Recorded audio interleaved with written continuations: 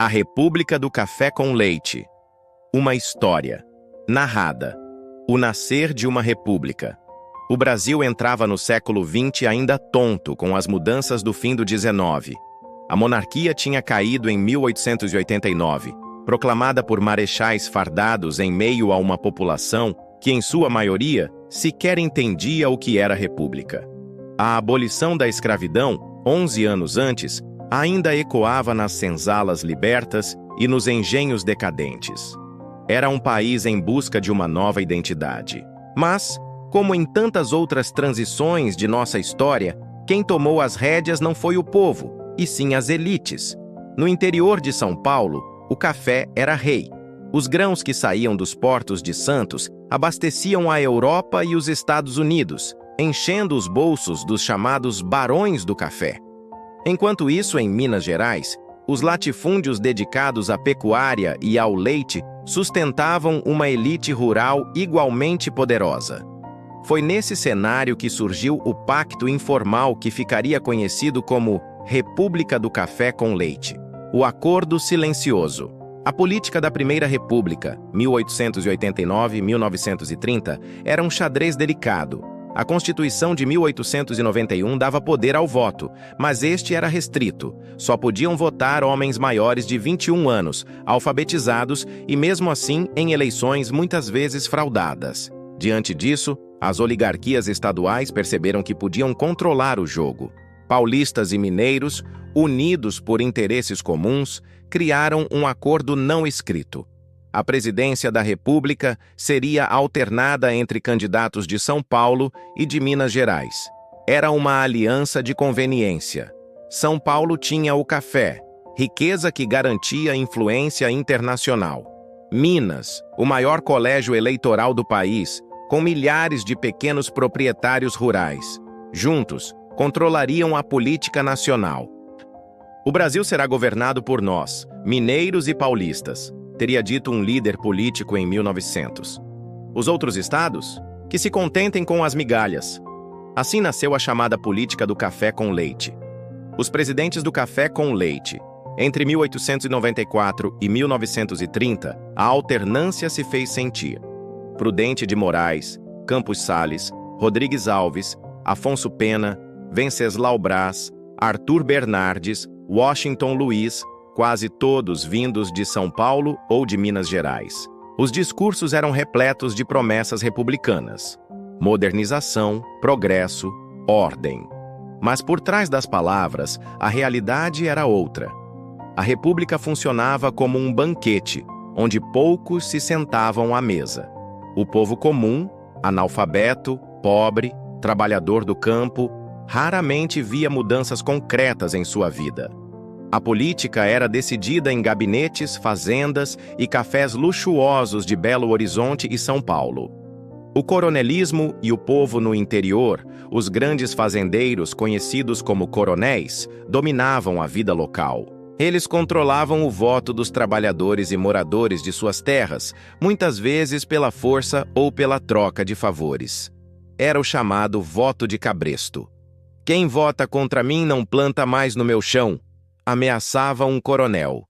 Assim, a vontade popular era moldada conforme os interesses das oligarquias. As eleições, longe de serem um instrumento de democracia, eram verdadeiros rituais de confirmação do poder dos de sempre. Para o povo, a república parecia distante, quase invisível. No sertão, muitos ainda perguntavam: mas o imperador não reina mais? O café como motor. O café não era apenas um produto agrícola, era o motor da economia, a base da política e até da cultura. Nos casarões das fazendas erguiam-se bibliotecas, teatros, estradas de ferro, financiados pela riqueza dos grãos. São Paulo se transformava. A Avenida Paulista ganhava seus primeiros palacetes, construídos pelos barões do café. A imigração italiana, incentivada para substituir o trabalho escravo, abastecia as lavouras e mudava a fisionomia da sociedade. Mas havia um problema: a superprodução. Quanto mais café se plantava, mais o preço caía no mercado internacional. Para evitar o colapso, os governos lançaram a política de valorização do café, comprando os excedentes e tentando manter os preços. Era o Estado servindo aos interesses de uma elite econômica específica. As vozes do descontentamento. Nem todos aceitavam essa ordem silenciosa. No Rio Grande do Sul, o líder gaúcho Júlio de Castilhos e depois Getúlio Vargas defendiam um modelo diferente de política, mais centralizado e intervencionista. No Nordeste, a seca devastava populações inteiras e a miséria alimentava revoltas, como a de Canudos, 1896-1897, e a do Contestado, 1912-1916. Esses movimentos eram esmagados pelo exército com violência brutal, sempre em nome da ordem republicana. Mas pouco a pouco, o ressentimento crescia. O último ato: Washington Luiz e a crise. Na década de 1920, a República do Café com Leite começou a dar sinais de esgotamento. As oligarquias ainda controlavam o poder, mas o país mudava. As cidades cresciam, as indústrias surgiam e uma nova classe média urbana começava a exigir participação política.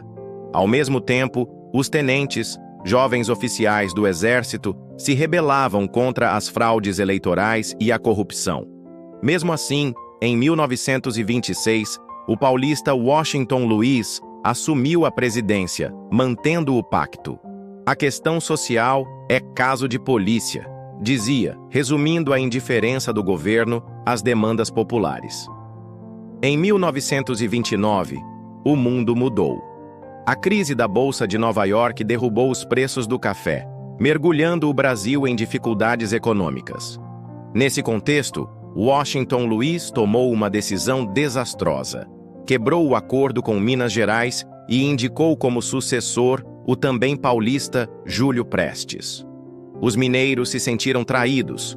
A revolta e a Aliança Liberal, indignados com a quebra do pacto, Minas Gerais se uniu ao Rio Grande do Sul e à Paraíba para formar a Aliança Liberal, lançando a candidatura de Getúlio Vargas e João Pessoa à presidência.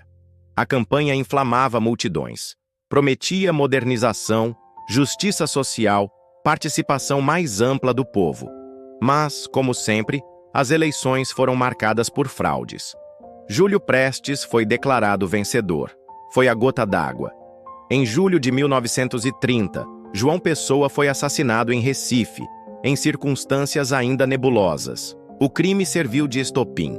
Em outubro, Vargas e os revolucionários marcharam contra o governo federal. O fim do café com leite. A Revolução de 1930 não foi apenas uma troca de governantes, foi o fim de uma era. Washington Luiz foi deposto, Júlio Prestes nunca chegou a tomar posse e Getúlio Vargas assumiu o poder como chefe de um governo provisório. A República do Café com Leite, que por quase 4 décadas havia dominado a política brasileira, ruía diante da força das transformações sociais e econômicas. O legado. O que ficou desse período?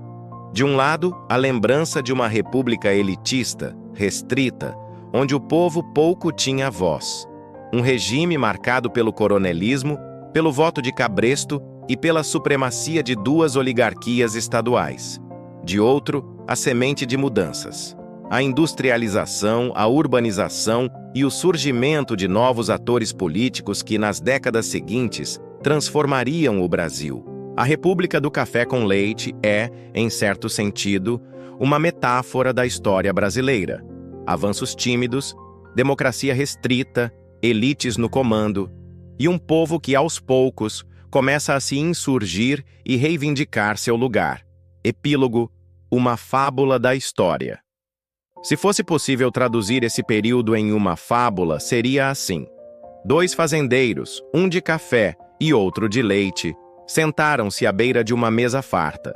Entre taças e bandejas, decidiram que dividiriam o banquete, sempre alternando quem se sentava à cabeceira.